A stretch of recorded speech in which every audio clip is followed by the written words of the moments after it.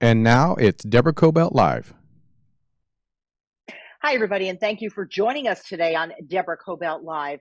We have a very important show for you today. I hope you'll all listen up. Joining me is Susan Bartz Herrick. She wrote the book Slow Dancing with the Devil about her wonderful son, Luke, who sadly passed away from a fentanyl overdose and accidental poisoning from fentanyl. Just such a sad, sad story. But she's here to share all about Luke's story from beginning to end. Also joining us is Jacob Taylor. Jacob was Luke's one of his very closest friends. Recently, he was in the film Oppenheimer and Stranger for Amazon. Thank you both for joining us. I also want to point out that Susan, you are a retired professor. You were teaching communication. So thank you both very, very much for joining us. I appreciate you being here. Thanks for having us. Thank you very much. Susan, tell me about this book. Tell me about Luke and why you joined it. Sorry about the dog. That's Leo. Go ahead. My son was 30 years old when he passed away. He did suffer from substance use disorder, which I want to point out is a disease and not a moral failing. No. Yeah, unfortunately, in the year that he was born, which was 1991, unbeknownst to really any of us, the Sackler family with Purdue Pharma had started to develop this brand new miracle drug called Oxycontin. And yeah, and they had led the medical community and the public policymakers, the FDA, to believe that it was only 1% addictive, when in fact this drug is probably the most lethal drug ever unleashed on the world today. And I didn't know at the time that there were precursors to addiction. It wasn't published then, even though they had stated in the 1980s that substance use disorder was a disease. That information did not get out to the public. And interestingly enough, during that time, I was working at Cumberland Psychiatric Hospital, and I was the public relations individual going out and speaking to everyone about preventative drug use. But at that time, the theme was just say no. That's all you have. Right. Up to the individual. Well, I got married in 1989, and soon after that, in 91, had Luke. And little did I know that all of that experience that I gained at the hospital, that I would be living the nightmare of substance use disorder. My son had about 2/3 of the precursors. And when he was 14 years old, he sprained his thumb. Well, they gave him Oxycontin. Then he had a pilonidal surgery, Oxycontin. Had some surgery, Oxycontin. And so it, all in all, he had it given to him 4 times before he was 17 years old, and had a dependency start. They were throwing drugs at him left and right, telling me he was bipolar. I fired everybody, and I got up with a very good psychologist who said he's heartbroken because, unfortunately, his father and I did get a divorce, and he's self-medicated. There's this one drug called Suboxone that can help him get off of this dependency and really back off all of the craving. I said, well, fine, where do I get it? And that's the time I realized the problems that we have in this country, because he said, ma'am, I can't pass it out. Only an MD can. And I said, well, fine, I'll find one. He said, well, you have to have this certain X waiver, and it can only take 10 patients at a time to treat them. There were only 3 practicing doctors in the entire state of North Carolina. Wow, this is walked him off, and then his grandfather died. He went on a trip to go see his grandmother, and on that trip, he was in a near fatal car accident. And when I say near fatal, um, he had 27 broken bones, crushed back, and was on a ventilator for over a week, paralyzed for a time. When they finally said they thought he was going to pull through, of course, we were elated, but I looked over and I saw all these drugs pouring back into him. Fentanyl, morphine, Dilaudid, and I knew we were going to have a real challenge getting him back off of these drugs because he would have to be on them for quite a while. They released him from the hospital and then cut the supply of all the drugs he was on, giving us, telling us we had to go out and find a doctor to help take him on. And at this time, the FDA had caught on to this drug and the addictiveness, so they totally was starting to cut everybody off. But you had doctors falling into three categories. One was they would treat their pain just as high as the pain got. They had used up to 600 milligrams a day, which is end life cancer dosage. You had the doctors that totally cut everyone off, and I ran into quite a few of those people to say, help me, help my son. I don't know what we're dealing with here. And they would, no, we don't want to take it. You are out of state. They didn't want anything to do with it. And then the third type were the doctors that were selling it to the pill mills to keep the supply going. So that's when the dance of the devil really started. We had to figure this out for ourselves. I had to negotiate insurance companies that didn't want to take out of state. He did go to a treatment center, thought 30 days would be enough. That's what we thought, not knowing that it really takes a year or more for those receptors to heal. But 30 days are all that insurance gives you. And I remember. Can I interrupt you just for a second? Is that okay? Because I just want to hear from Jacob for a second, if you don't mind. Because at this time, Jacob, did you know Luke? When did you meet him? I met Luke in 2013, right when I moved to Los Angeles. We actually shared an acting class together, and we just became really good friends right off the bat. And we were, connected to the hip for about a decade, and I knew a lot of his past story and kind of what him and his mother went through. And I thought it was such a compelling, you've heard these stories a lot of someone getting prescribed Oxycontin and what it turns into. And Luke's story, it was like everyone else's story, but way more. Yeah. It was so much more in depth and in detail, and it was much more heartbreaking. I thought. What do you mean by that? Is more in depth than most others? What do you mean? I think he went through a lot more. I think the time that he went through it, there was such a lack of resource for the medical community, right? Getting prescribed all these addictive medications, and then just getting, the doctors were like, well, he's an addict, and turning him away.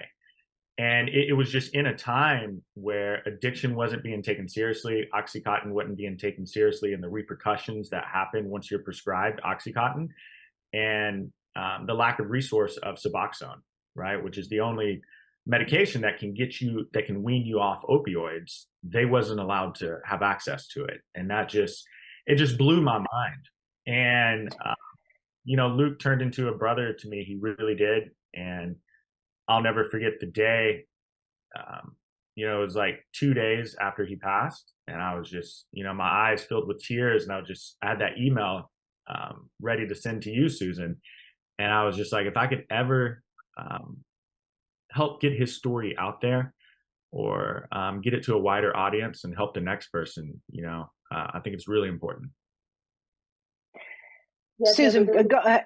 And now I'm having a little bit of trouble hearing you, Susan. So just maybe sit a little forward, for the microphone. These things do happen, so that's fine. Just if you could just be a little louder into the mic, but go ahead. Well, um, getting back to Jacob's story, Luke did go out to California and spend an entire year out there where he really started understanding his dependency. But then he had to go back and have surgery in 2015, and it was for a medical device that was implanted in him to be taken out. And they had to reintroduce him to all those opioids one more Oh time. boy. Nobody knew how to walk him off. We did find a doctor to help, but 3 weeks after he got clean off of everything, he had a blockage, had to go back in. They shot him back up with morphine again, had an NG tube. 3 weeks after that, had another blockage. He made a full year after that, but then had to go in again for a major surgery. But each and every time, I could not get insurance to cover the treatment again because they said Wow. he has already been in once and we only allow one time per year. And I said, yes, but he went back in for medical reasons. He had a blockage. The insurance companies didn't care. Nobody really cared. And the doctors did not know how to walk him off. And there was just a tremendous stigma.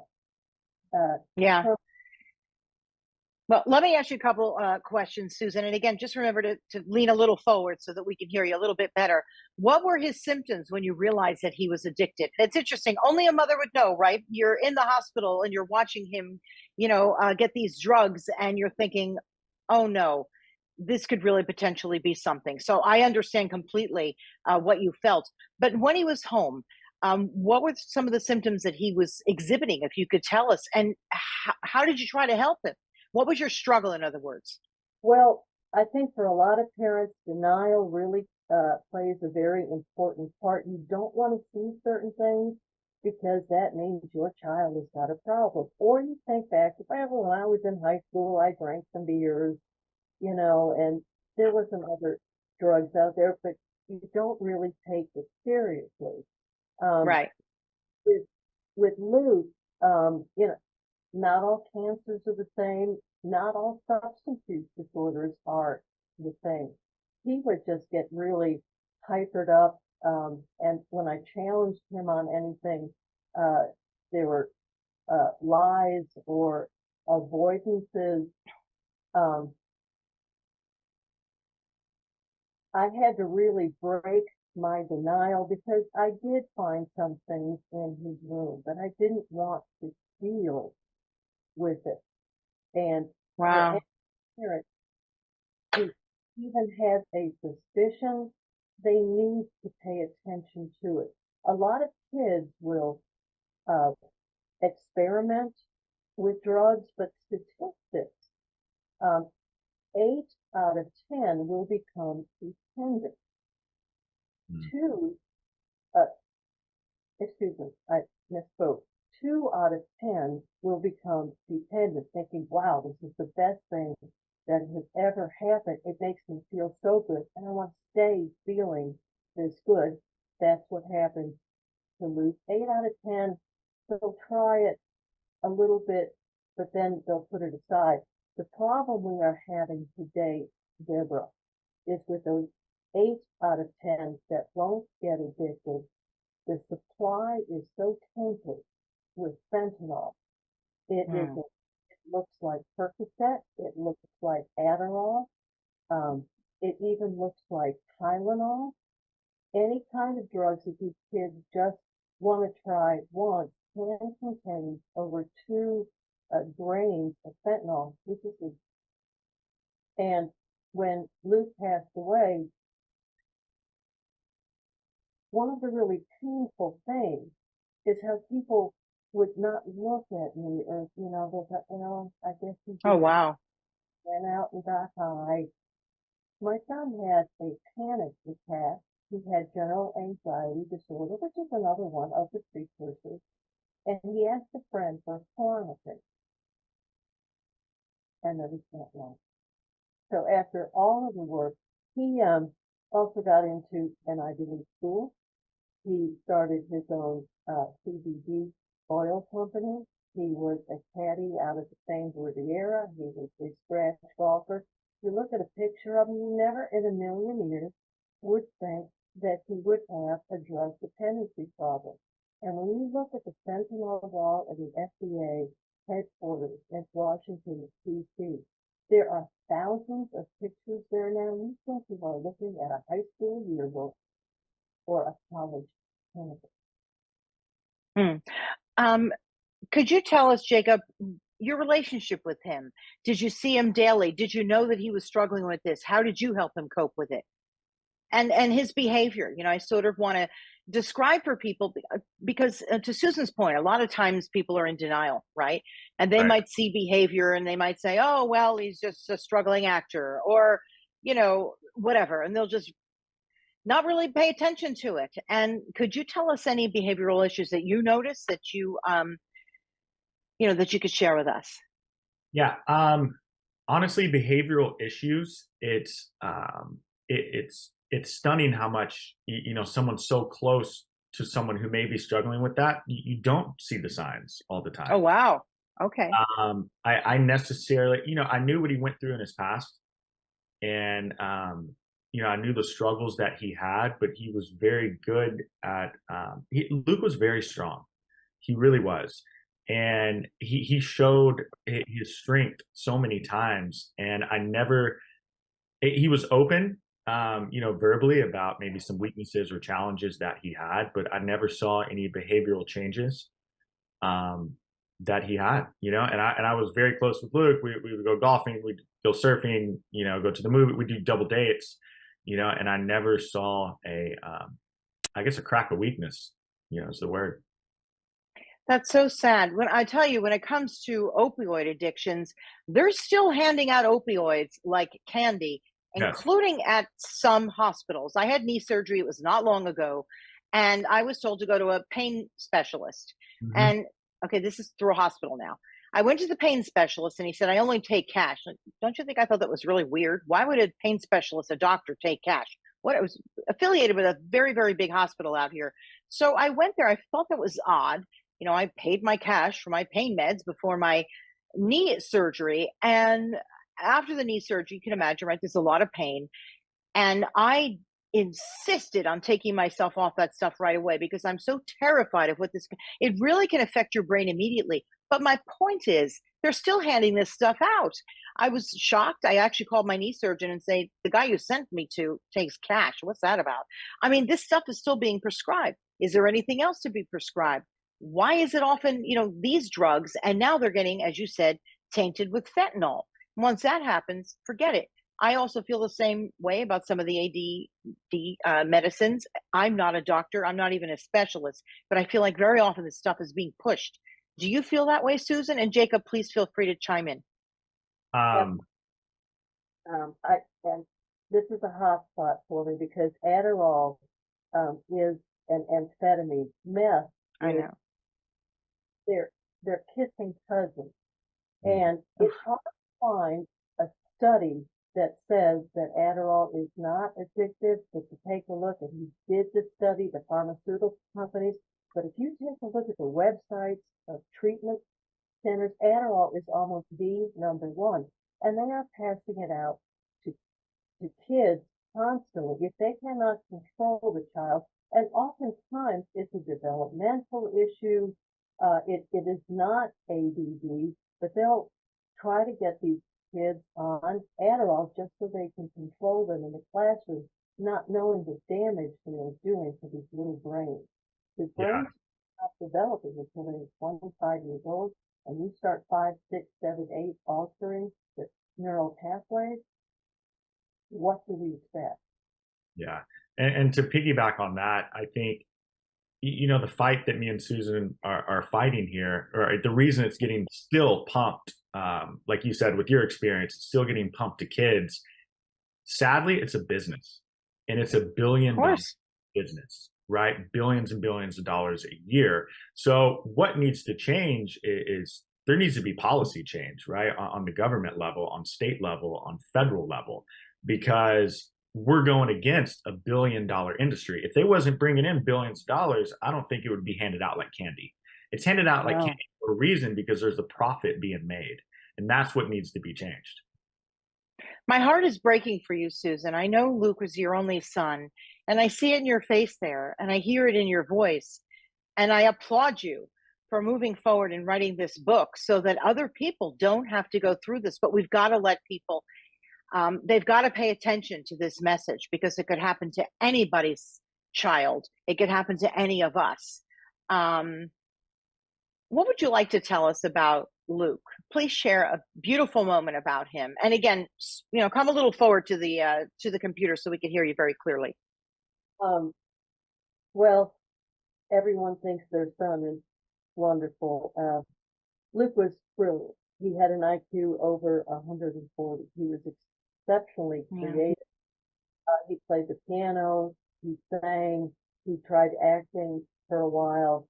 He was very dedicated to finishing school because he had lost so much time Right. with the accident. But I think one of the most beautiful things that happened is he and I got to be not just son and mother, but we really got to be friends. And he taught me a great deal. He had a disease, and he claimed it as such, not as a moral failing. He was incredibly honest. Uh, um, he had 3.5 years that he was totally clean, and we just traveled Oh, together, wow. had some very special times. And like I said, I learned a great deal from him, but I think one of the most touching times when we were walking around Santa Monica, and I had just bought him a hoodie that he really wanted, and we were walking out, and he took off the old one, and he sat down next to a homeless man, and he gave it to him, and talked for about 10, 15 minutes, and I said, "You do that a lot?" He said, "Every time I get something new, I take something of mine and I give it to somebody who needs it." And I watched him practice that in his lesson league. Oh. So, um, only when you're really hurting and at the bottom can you really understand. And yet his goal was to get through school and get a master's degree in public policy, or even be an attorney, so he could get in there. And he had the brain and the charm and the beauty to do it. He and Jacob looked like brothers, and Wow. yeah, it was just heartbreaking in so many ways. But not only did I lose uh, my son, but the world lost a very beautiful soul that really could make a difference. So Jacob and I are taking up in his footsteps. Actually, Yeah. difference. And I'm so proud of Jacob, because without him, I don't think I would have gotten this far. He was the one who pushed it from the beginning. Jacob, you would like to see this book and Luke's story and the pain and the lesson. Not really lesson. It's not a lesson here, but it's actually a lesson for the entire medical community and our government and the regulations or lack of. You'd like to see this made into a film, wouldn't you? Oh, absolutely. I think it's so important to get this story out in any platform that it can. We're actually in the process of developing a film. For the past, we hired a team of writers, and we've got two really prolific writers that they just finished a script, and starting in January, we're going to start pitching it. We got a couple studios that are interested, and it's just a story that needs to be told to the masses. It's fentanyl poisoning is the #1 killer in America right now. We have a huge epidemic with these opioids, and it's just it's not being told enough.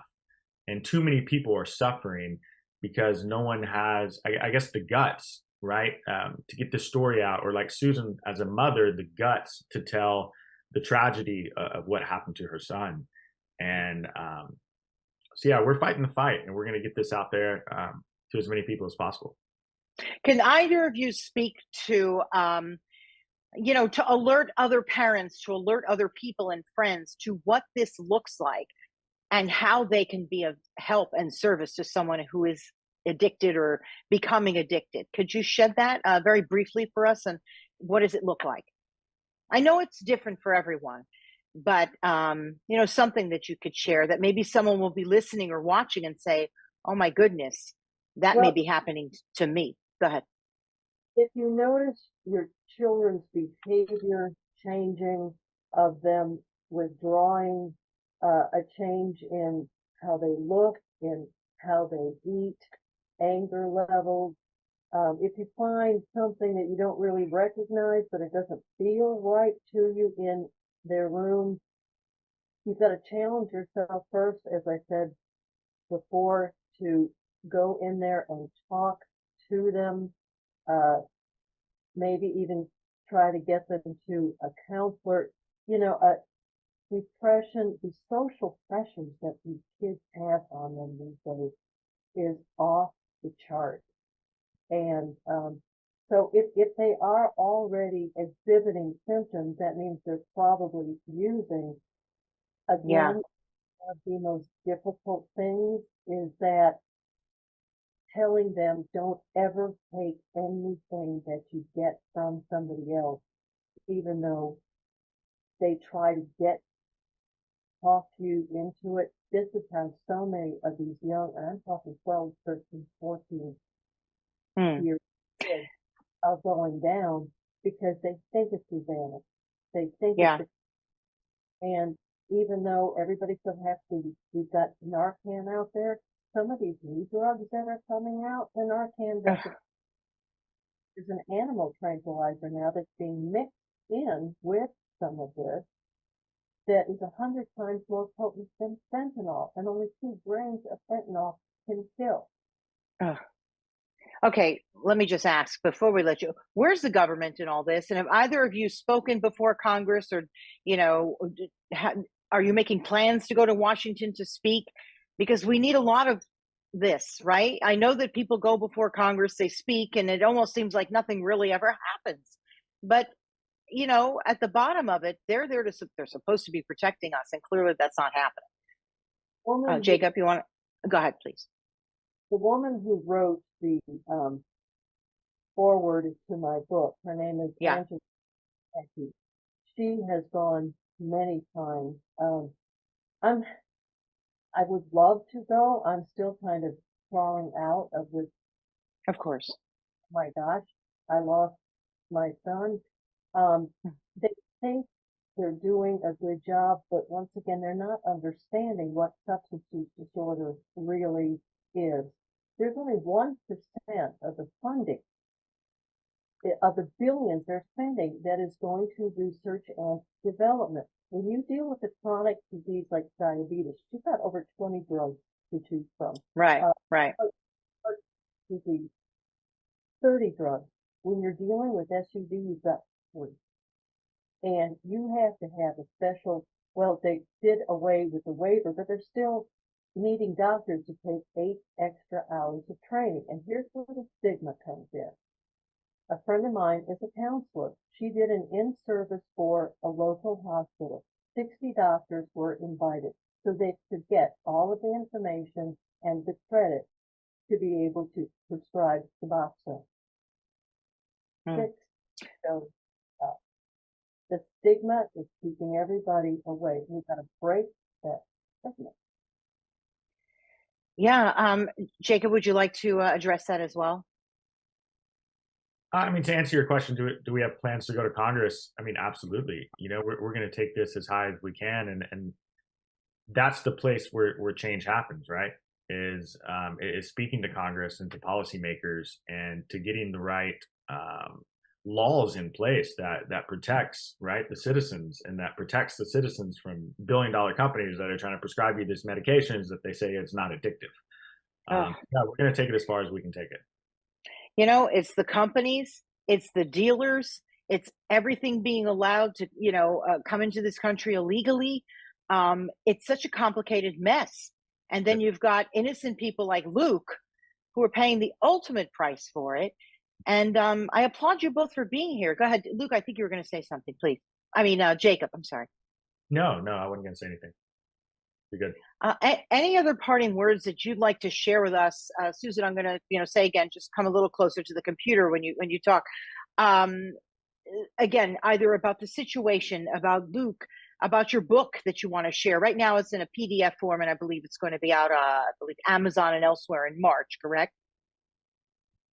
No, I just want to challenge everybody to look at their own stigma. In the 1950s, we thought of autism as being a schizophrenic disorder, and LGBTQ was written in the DSM-3 as being a sociological disorder also. Science is taking a long time to catch up on what the neurobiological changes of the brain really are, to challenge our own stigma and to be very cautious if you have children, to really take a look and to educate them about what is really going on and educate yourself. Yeah. Hopefully this book, it is filled with information because I'm writing outside of my field of expertise. I've got 9 pages of endnotes, 12 pages of a bibliography. I have got the pain management director from Duke standing firmly behind me, as well as the one at UVA who wrote wonderful reviews already for the book, because I researched and detailed so much. For any parent that needs somewhat of a roadmap or needs more information, this book is not the story of Luke. It is an educational tool all throughout. Thank you both so much for joining us. I really appreciate it. This is a very important book to read. It's a very important story and memoir about Luke. And the story isn't over, right? Luke continues on because through his story and message and all the work you're doing and tremendous research, you're right. Thank you for bringing that up, Susan. Tremendously backed in research, which is very important because it's more than your memoir. This is a book that could save other people's lives. And I know the work that you're trying to do together, Jacob, and bringing this as a film to talk about is very, very critical. So will you keep us updated on that as well? And perhaps when the book comes out on hard copy, we can have you back. How about that? That sounds great. Yeah. Yeah. Thank you so much for taking the time to have us on and to hear the wonderful story of Luke. Yeah, and the both of you as well. And much success to you, Jacob, with all your work. I know that you're doing quite well, in acting, which isn't easy. And Susan, we're going to stand behind you with your book. I want people to, they could pick it up, right? And or we just wait until it's out on hard copy. Slow Dancing with the Devil. Can people take a read PDF form or no? That's something that just you're sending to journalists and whatnot. Right. We have to wait. Unfortunately, it's a long process. But, when you think of it, Luke only passed away less than 2.5 years ago. And this is print in March already. And even with the film, I mean, the screenwriters just did a fabulous job, and that's ready to go already. So, Well, think of the work go ahead. I'm sorry. Well, think of the great work you're going to be doing in Luke's name. Absolutely.